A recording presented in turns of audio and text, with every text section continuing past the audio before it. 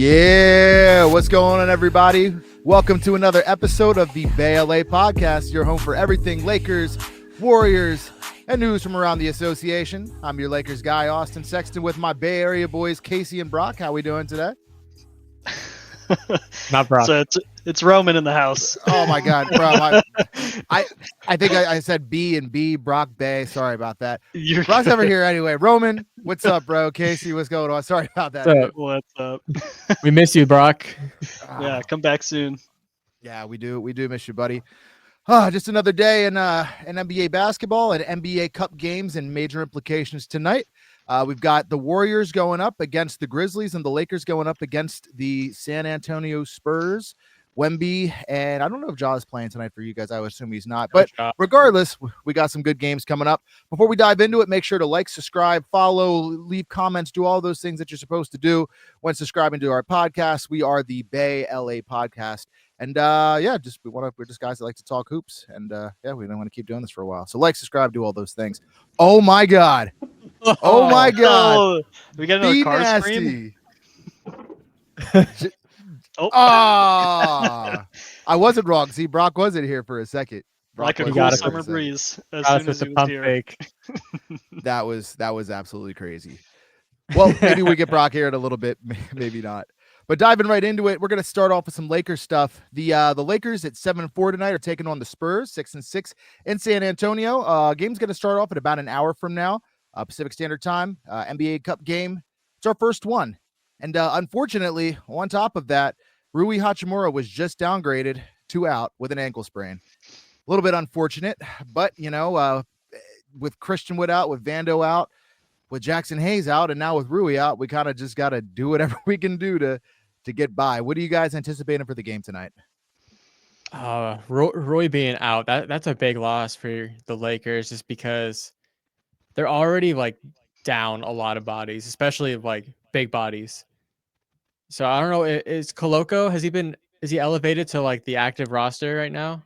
Yeah, so Christian Coloco's been getting minutes just because Jackson Hayes has gone down with his ankle sprain. Everybody's got a freaking ankle sprain right now, man. I don't know what's going on. Jackson Hayes, now Rui. Braun was dealing with that as an issue. AD's got plantar fasciitis on the left heel. It's like everybody in their feet. It's issue after issue. And yeah, it's tough, man, because Rui Hachimura, a 6'8" big body who's been utilizing it well, had a great comeback game last game to help lead the Lakers with the third most points on the team.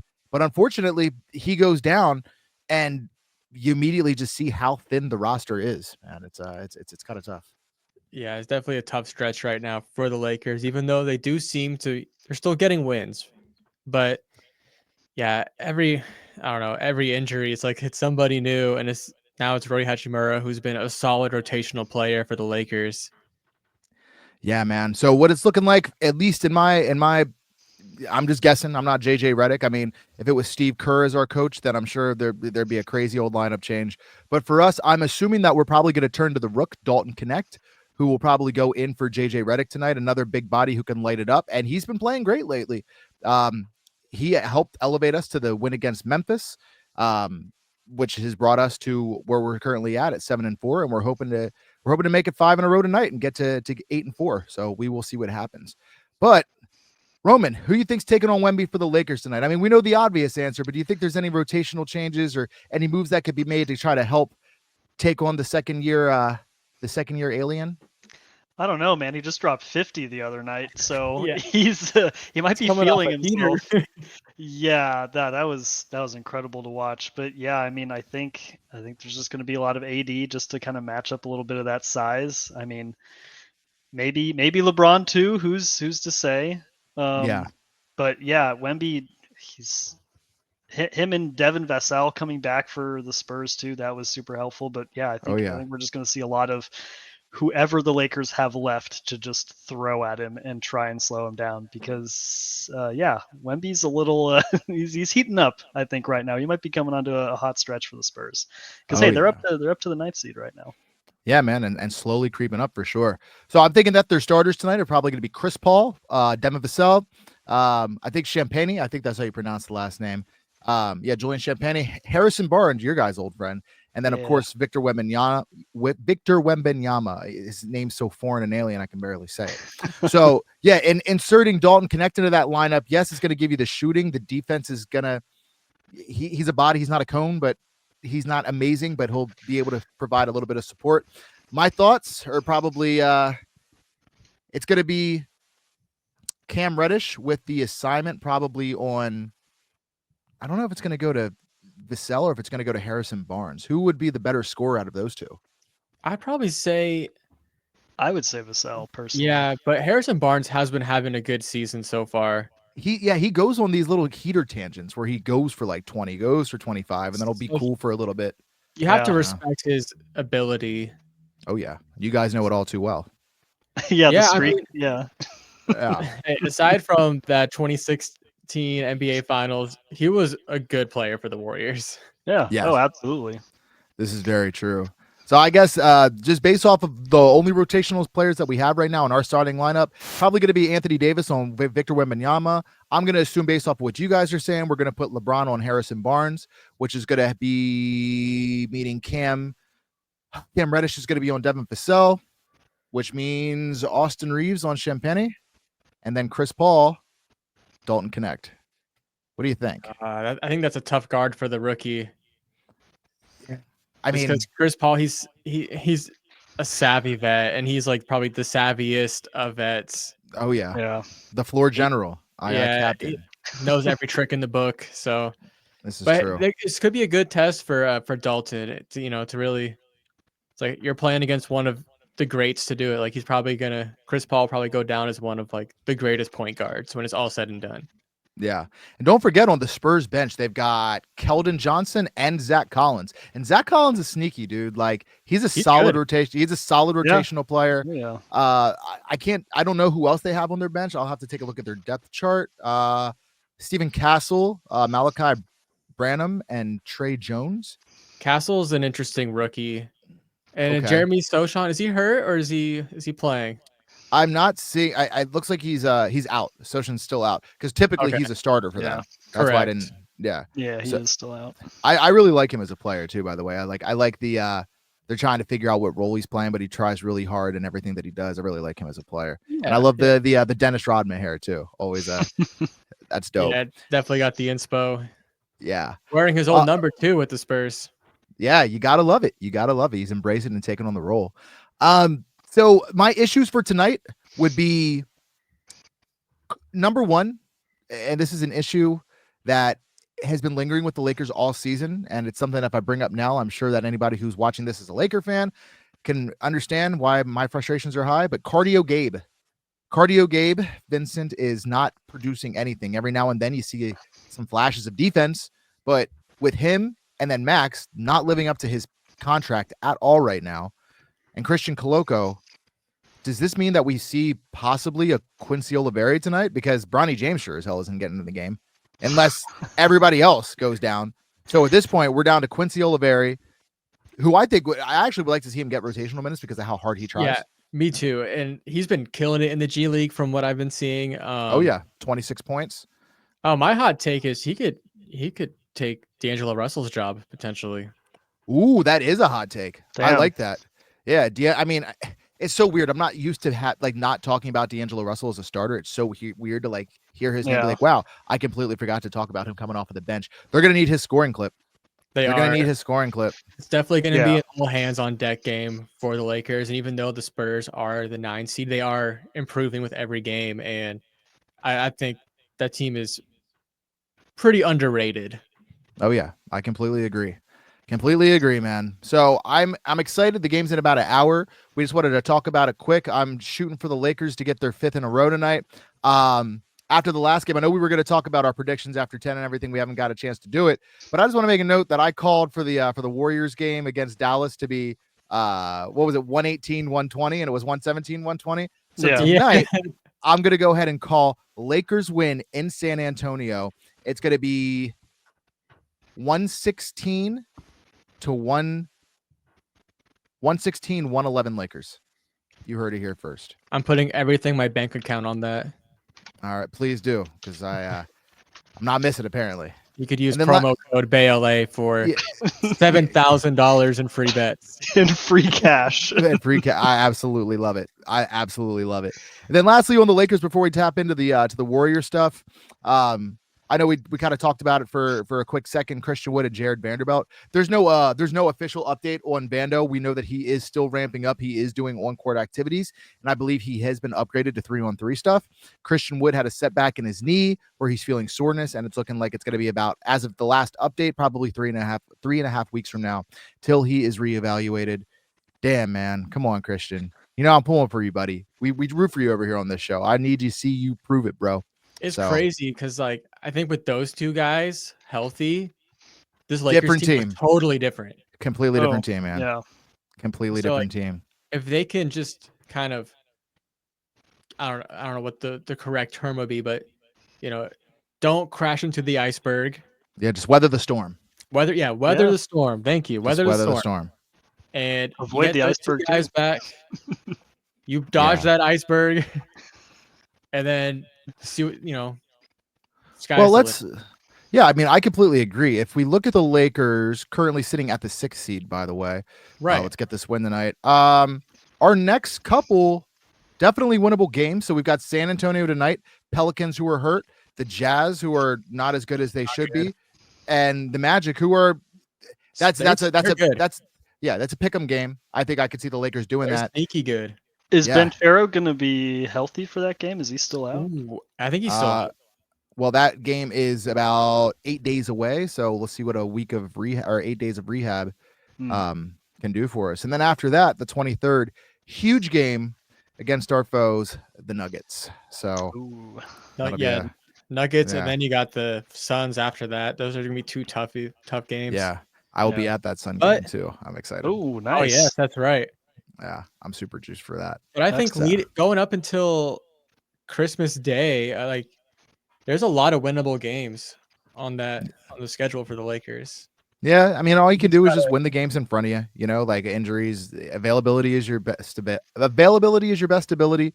And right now, our ability isn't great, but we're somehow weathering the storm. So here's to the Lakers keeping it up and trying to figure out a way to get the win tonight against a up and coming San Antonio Spurs team.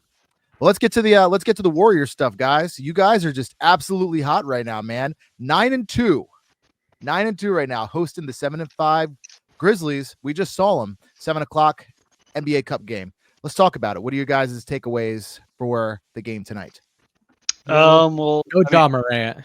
Yeah, that's always the big key that you have to look at first. Is no Ja tonight. I mean, Warriors are missing Melton, but who knows what the starting five was going to be like tonight? Roll the dice, Kerr. You never know. But yeah, I mean, the Grizzlies are just going to be down Ja. That's massive for them, just that type of scoring.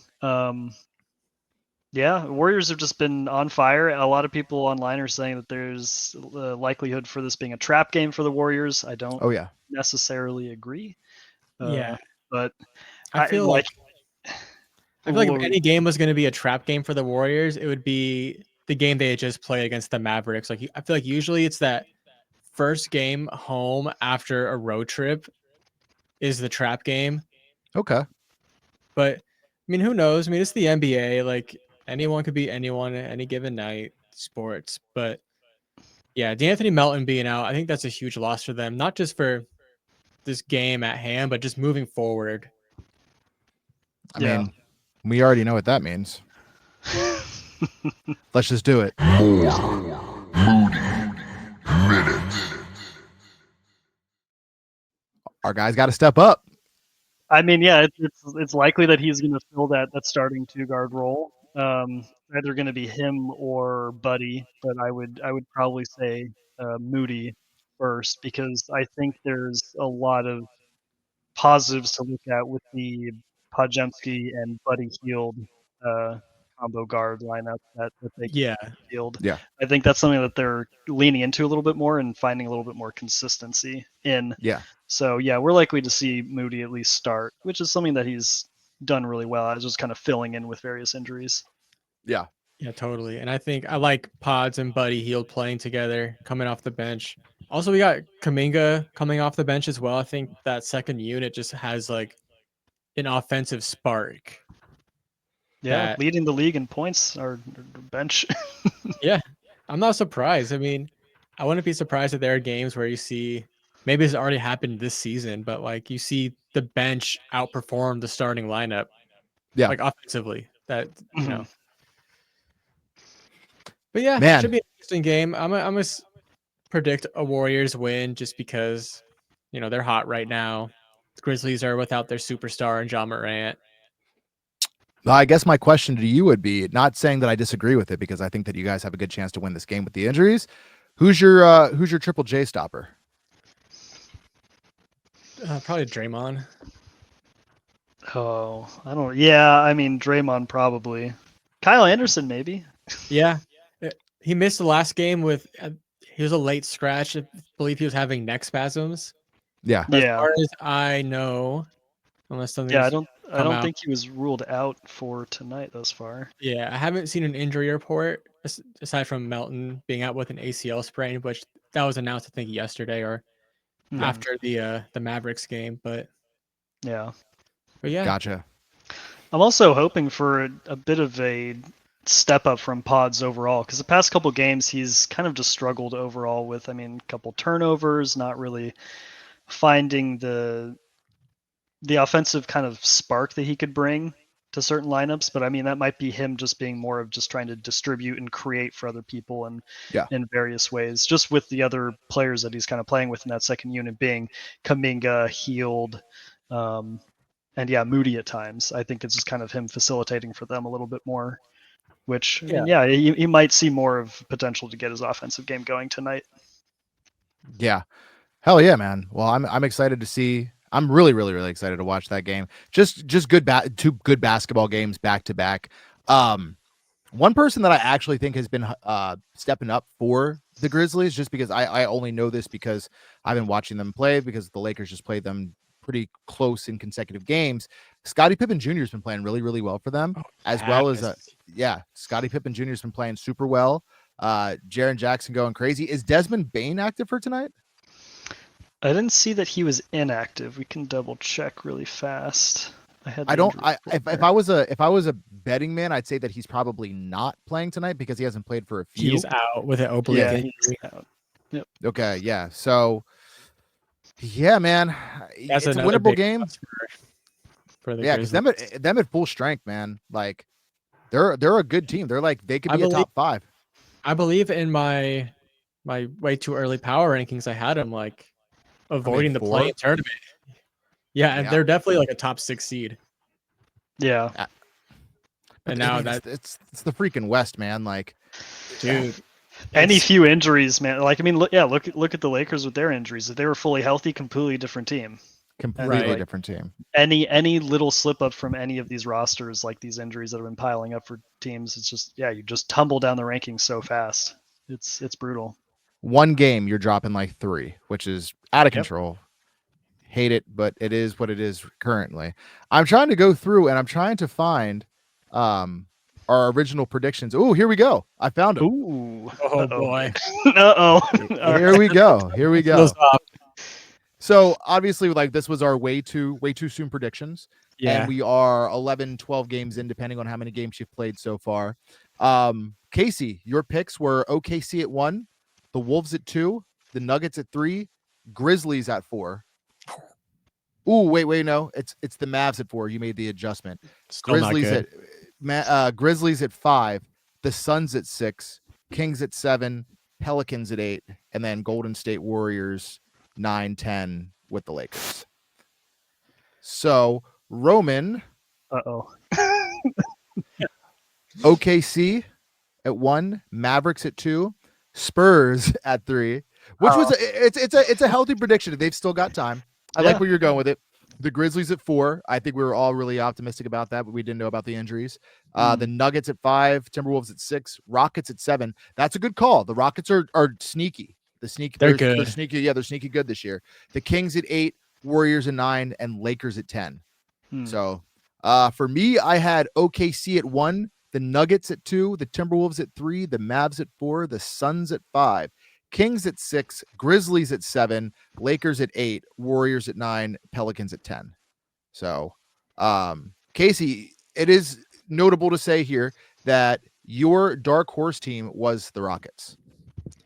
Yeah, I mean, I had a Sengun on my fantasy basketball team last season, Yeah. and just watching him like blow up the stat sheet like every night until he got hurt, I was like, wow, like this guy's for real. And then you watch the team play, and it's like they were a young team last season. They're still a young team now, but Yeah.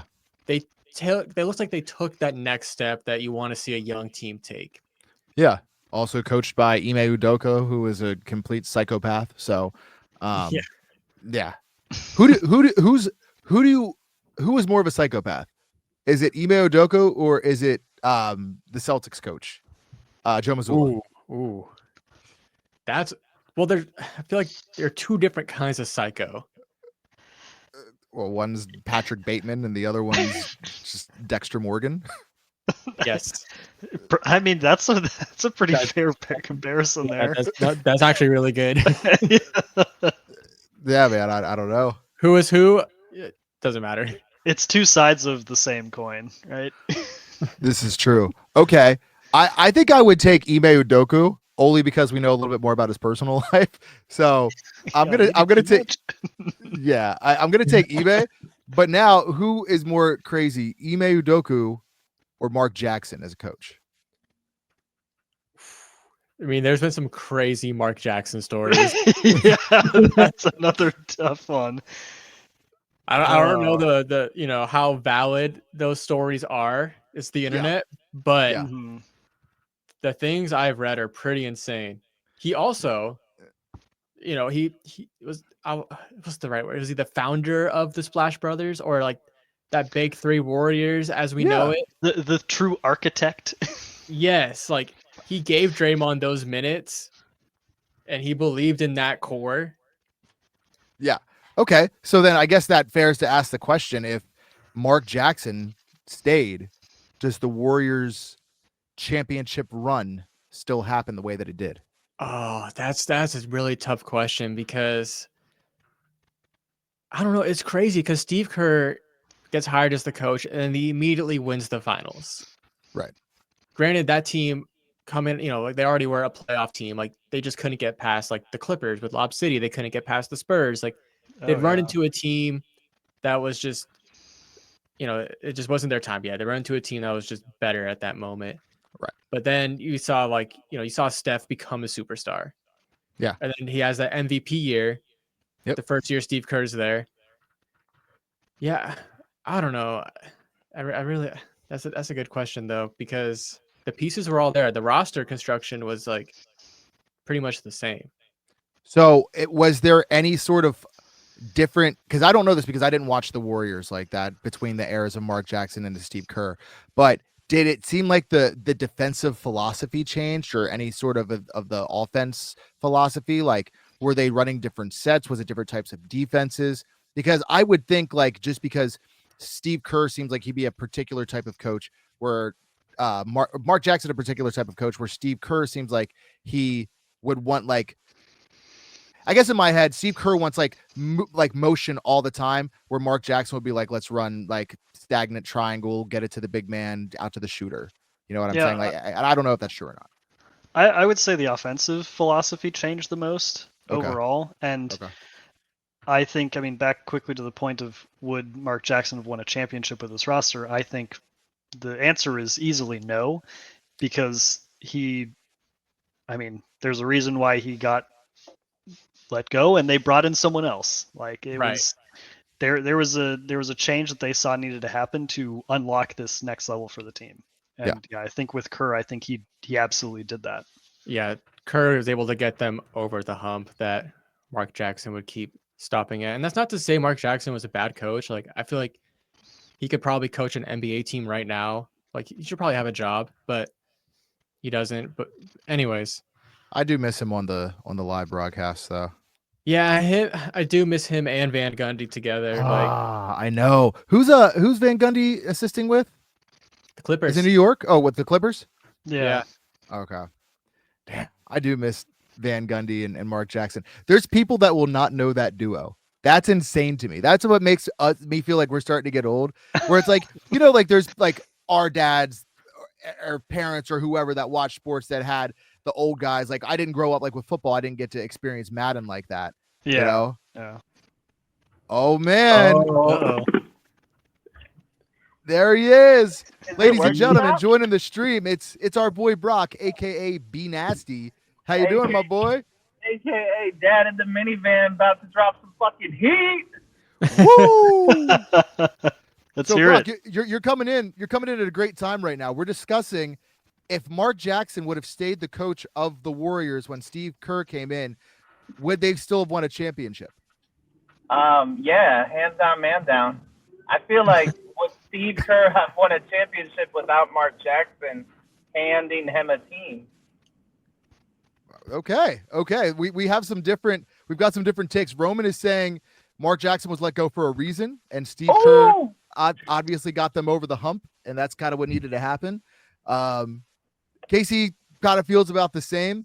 I think I lean towards the side of the pieces were put together. You know, I just don't know like how much of the offense or defensive philosophy changed. But Roman and Casey are saying that it did step up a little bit offensively. So I don't know. But you make a great point, man. So are we saying that Mark Jackson would have never thought to unleash Steph and Clay? Is that what we're saying? Maybe he never could have conceptualized the system to do that for them the same way that Kerr set it up for them. Not to like discount Mark Jackson's abilities, but I think Kerr just took a different approach to how to utilize them. So I think that's a major difference. And again, I don't want to discount Mark Jackson's ability to coach. Yeah. And I think Kerr got more productivity out of the second unit too. That I think they lacked before. Like I think when Mark Jackson was there, it was very reliant on like how good can Steph be, how good can Clay be, and they were still trying to figure it out too as like young players. I mean, do you think there's another coach that would have given Draymond the minutes that Mark Jackson granted him in order to be able to become the player that he did? I don't know.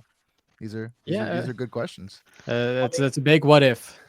Yeah. Isn't Draymond so unique because he was the most outstanding player, won the title, and was drafted in the second round, right? From Michigan State? Yes, I believe so. Yeah. So he was like, he had all the accolades, but none of the skill. And I feel like Mark Jackson saw him. Yeah. That's me. But then Steve Kerr was like, we're going to make you Dennis Rodman. I know Dennis Rodman. So you're right. If you could combine Steve Kerr and Mark Jackson, that's what I would like. That would have been crazy. Right? We'd Right? probably see consistent lineups. Is that why everyone hates Steve Kerr now? He just keeps switching. He doesn't know what to do. Yeah, bro. Yeah. Whenever like during some down years, like last year or like the years, you know, like whenever they're not like in the mix, that's kind of what people will go to. That is the go-to like Steve Kerr trash talk. Yeah. Yeah. It's why didn't so and so get more minutes, or why did you start this guy over him? Yeah. Why is it every time that I see Steve Kerr pop up like on TV, he's just sitting there, arms crossed, just like he's starting to develop like the Darvin Ham Don't look. say it, I'm don't not say saying not the hands in the pockets, but just like the Just the spectator. Yeah, I know what you're talking about. Yeah, I've noticed it a lot too. I like to think that there's something going on between the ears when he's doing that. the lights are on, but nobody's home. He's It's analyzing. just the magic 8-ball in his head that he's rotating. He's like, who am I gonna start tomorrow? More I don't know. pods minutes. Yeah. How do I bench Kuminga a fourth time this game? How do I give Anthony Lamb more minutes? Yeah. Can I get Anthony Lamb on the roster right now? Yo, Brock, how you been feeling about the NBA lately, man? We haven't seen you in a while. Give us some of your Brock knowledge, man. Bro,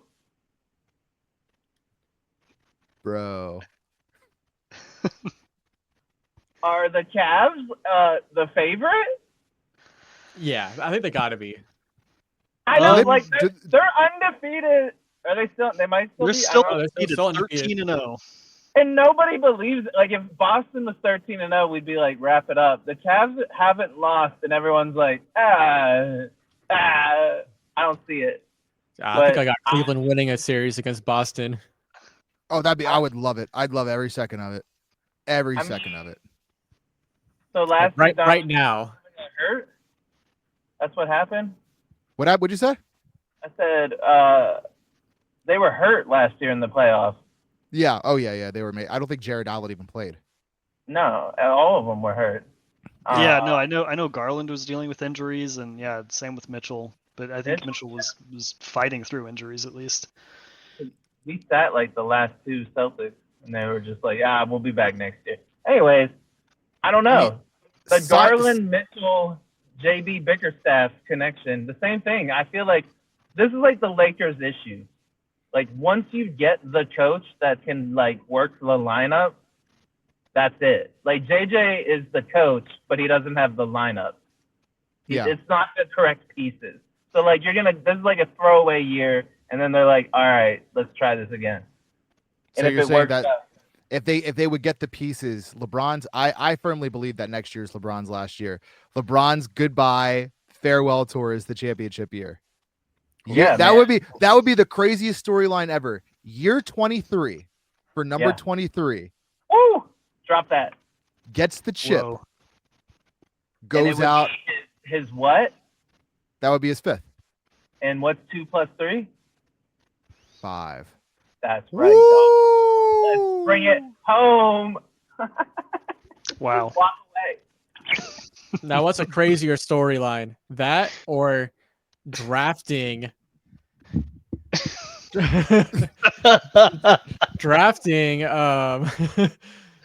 Bryce James players. Ooh. No, Yeah, I no. can't see another. We can't do it.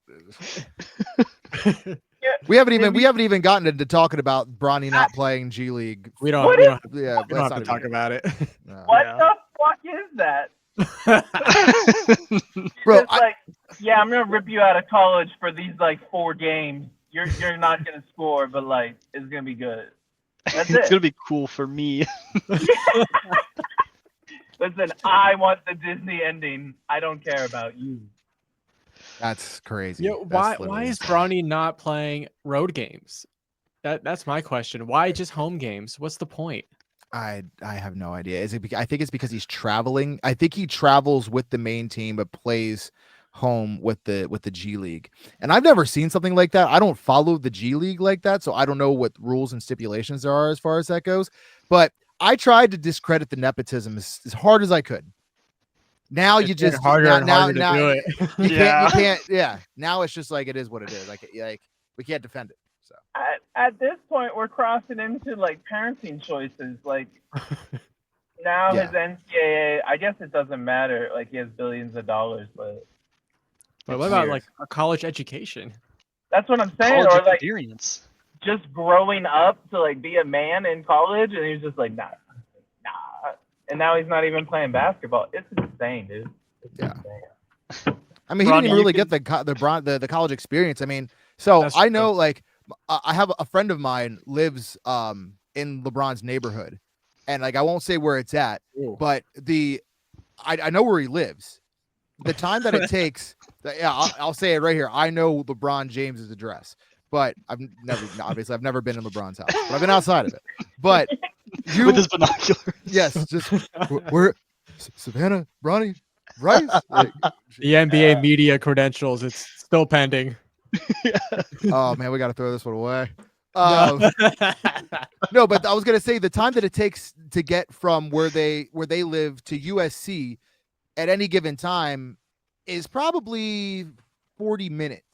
It's not that far. It's maybe like 15, 16 miles. So I'm pretty sure he stayed at home. And you can't, as Bronny James, you can't go out and have a life. You know what I mean? Like, not normal one.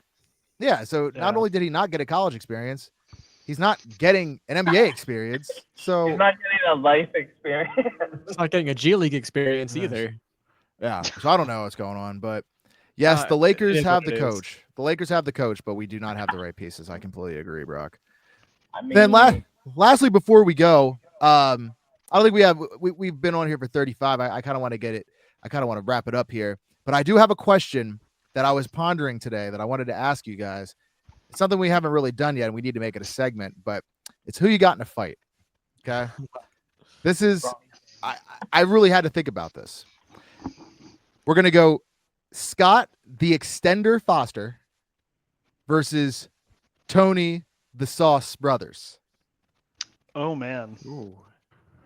Are you taking the Sauce or you taking the Extender? It's not a fight to the death. It's just like a street fight. Somebody's getting their ass beat. I'm gonna do some quick research. Oh man. I'm gonna say Tony Brothers all day. You're gonna go TB all day? Yeah, because everybody hates Scott Foster, so he'll feel the crowd hating him. And it's very Jake Paul, Mike Tyson tonight. Oh God. Yeah, I'm not Gee, gonna watch it. man. Yeah, I'd have to go Brothers too. Gonna go Got Tony it. Brothers? Yeah. TB. I'll be different. I'll say Scott Foster. Oh, what? I'm siding with Casey. In my head, it's a tough one, but Scott I think he's just more of a psychopath. He's also 3 years younger, if that counts Ooh, for anything. Yeah. Interesting. That is, Give me that Tony Brothers dad strength. I need it. this is true. Yeah, I'm not gonna. I don't know. Like I appreciate the Scott Foster Chris Paul beef and weird record that he has against him, but I don't know. I That's can't. so crazy. It's something I don't want to like side with myself. I can't. Scott Foster has a allegations of sports betting section on his Wikipedia page. Oh, nice. I love it. I love it. I love it. This is very Matt Barnes, Derek Fisher-esque. I like it. Boy. Oh, I love it. I mean, when you're looking at LeBron's house, is Mark Jackson in there hitting it out of the park? With all due respect. Yeah, that's probably why he's better than Steve Kerr. That's the only reason. And I hit it out the park. With all Dude, due that- respect. That is the craziest thing. On It's national so Mark TV. Jackson. Like he just lost it. He lost his mind for a second. All the filters just flew out of his head really quick. He forgot he was on the clock. Did he think he was on mute? Is like my next thought there. I'm like, I have no idea. But Brock, we were actually talking earlier about like how crazy is it that there is a generation that is below us that will never know what the beauty of Mark Jackson and Jeff Van Gundy was as announcers. oh my god, that's a wonderful point. They're my favorite. Like 100%. 100%. There was nothing's better than that two combo with Mike Breen actually talking about the game. Oh yeah, the only person focusing on the game, and the other two just like having a sidebar the entire time. Yeah. Every whistle you hear Van Gundy going a rant about the officiating. They go on like love a it. 5-minute spiel, and then Mike Breen and Curry with the 3. And that will end the quarter. Yeah, the then, officiating like- is absolutely awful. Jeff Van Gundy will be like, Steph Curry just threw his mouthpiece. I had a mouthpiece back in '84. We used it with Patrick Ewing.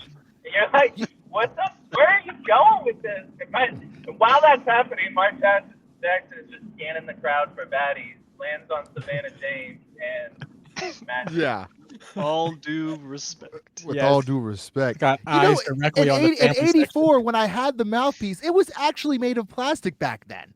It was Yeah. insane. You can't even do that these days. And Curry with the 3, bang. Like, Mike Breen. I think Mike Breen's the only one in the Hall of Fame, so it makes sense. I get it. yeah. Yeah. And then like right before the timeouts, you'd always have I think it was something along the lines of like, with an attention to detail and a love for the game, this man's always driving to the basket and making everybody look around him like, mama, there goes that man. He'd always have some bars, like right before the commercial break Yeah, or the it would be timeout. crazy. Oh yeah. Oh, He'll be playing the man. music with like the slow-mo highlights. 100%. So good. So good. Master I of the mean, craft. It was art. I appreciated that he always went back and did the Warriors games, like during their like run. Yeah. Oh yeah. Yeah. He could have just been like, nah, I'm out. I'm not, this is like hard for me. And he was just like, nah, I love these people. They'd always go up and hug him. And I don't know. I feel like they know Mark Jackson built it, and Steve Kerr was like, "I got it, dude. I got it." Do you remember the debate was should he go to the Knicks or the Warriors? Oh, Steve Kerr? Yeah, because Phil Yeah. Jackson was at the Knicks.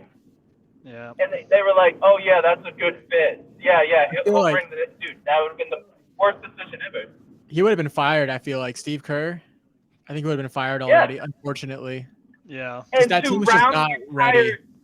that's when he hired Derek Fisher, who was having sex with Matt Barnes' wife, and then he drove it to fight him. Like it was insane. It was at 90 miles. Yeah, Matt That's Barnes, crazy. Chief and OG Kush, like I'm gonna go whip his ass right now. And I think that dude would have beat Derek Fisher's ass down pretty handedly. Sorry, D-Fish. Loved you with the Warriors and Lakers. Shout out Bay LA podcast. That's right, true. baby. All right, guys, let's go ahead and wrap this thing up, bro. This is crazy. Also, side note too, right before we wrap it up, the starters just got announced for tonight's game for the Lakers and the Spurs. Like I projected, Dalton Connect is going to be subbing in tonight for Rui Hachimura. He did get the starting lineup assignment, and San Antonio is going to be starting with Harrison Barnes, Victor Wembanyama, Stephen Castle, Chris Paul, and Champagnie. So Ooh, Castle with the start. Interesting. Castle with the start. It's going to be a good game. 2015 champion Harrison Barnes. That's right. The Warriors' old friend. The Black Falcon. Is that what his nickname was? Right. That's his Yeah. nickname. Yeah. That's fucking crazy. The Black Falcon. That's what? Yeah. Who the Yeah. fuck ever called him the Black Falcon? I've never heard this. That's amazing. I've There's a never whole heard that article ever. about it. I'm gonna have to research. Yeah, please do. I'm not crazy. All right, guys. That's right. Well, hey, thank you so much for tuning in to another episode of the Bay LA podcast. We're gonna wrap it up there. I'm Austin with Brock, officially, Roman, and Casey. We'll catch you guys to the next one. Go Lakers, go Warriors. More Moses and More Moody Mins.